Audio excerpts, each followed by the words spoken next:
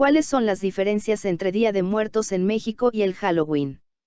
Si amas estas fechas, seguramente te has preguntado cuáles son las diferencias entre Día de Muertos y Halloween. Ambas celebraciones son contrarias o pueden convivir juntas. La palabra Halloween deriva de All Hallows Eve, que significa la víspera de Todos los Santos.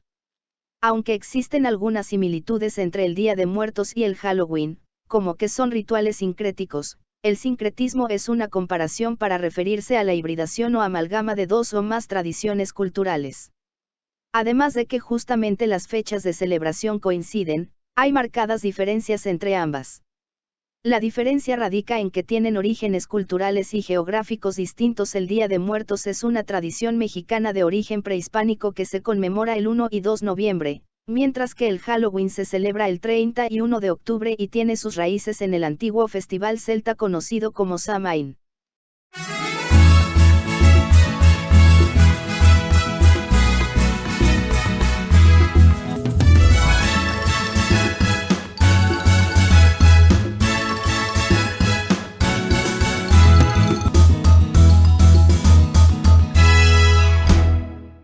Los orígenes de la tradición mexicana son anteriores a la llegada de los españoles.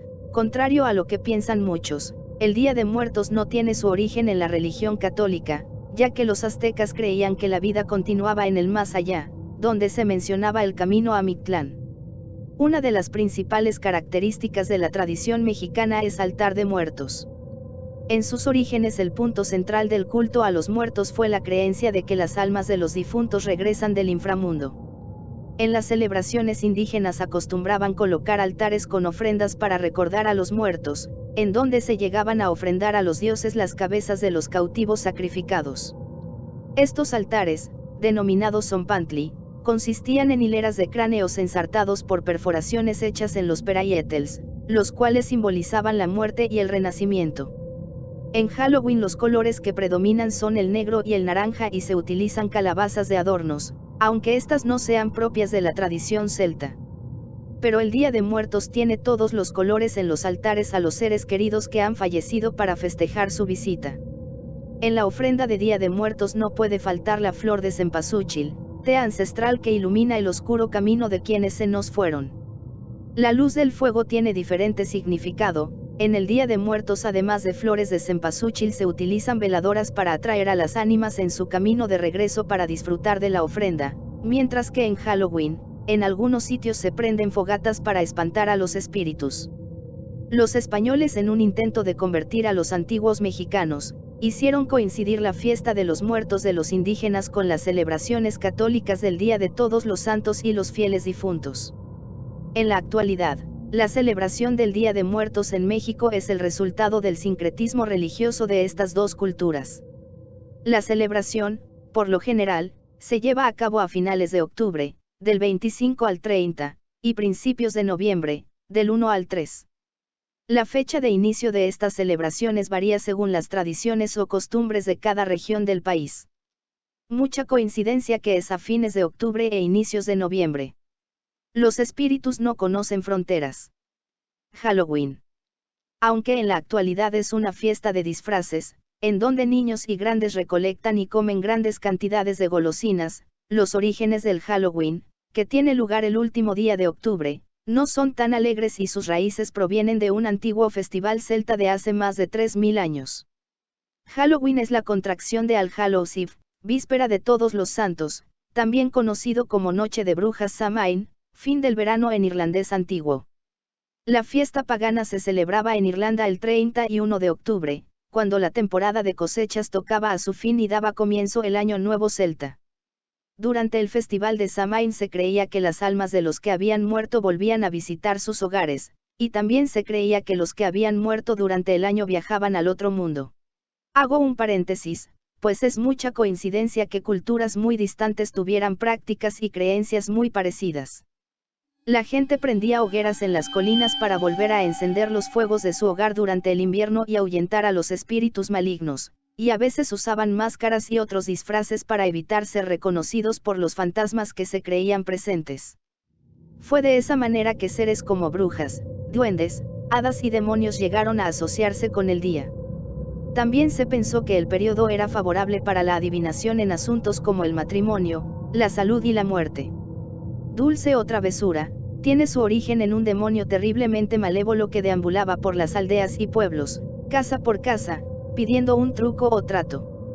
Según la leyenda, lo más conveniente era hacer un trato con el espíritu que más tarde se llamaría Jack O'Lantern porque, de lo contrario, este usaría sus poderes para hacer un truco que consistía en maldecir a la casa y a sus habitantes con enfermedades mortales, matar el ganado y hasta quemar la casa.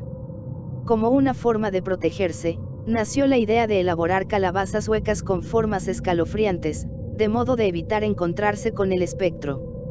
La festividad llegó como tal a Estados Unidos y Canadá en 1840, a través de los inmigrantes irlandeses, pero no empezó a celebrarse de manera masiva hasta 1921, fecha en la que se celebró el primer desfile de Halloween en Minnesota.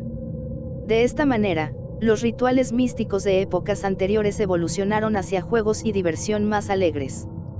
Así se convirtió en una de las principales fiestas del mundo anglosajón, Estados Unidos, Canadá, Irlanda y Reino Unido, especialmente entre los niños.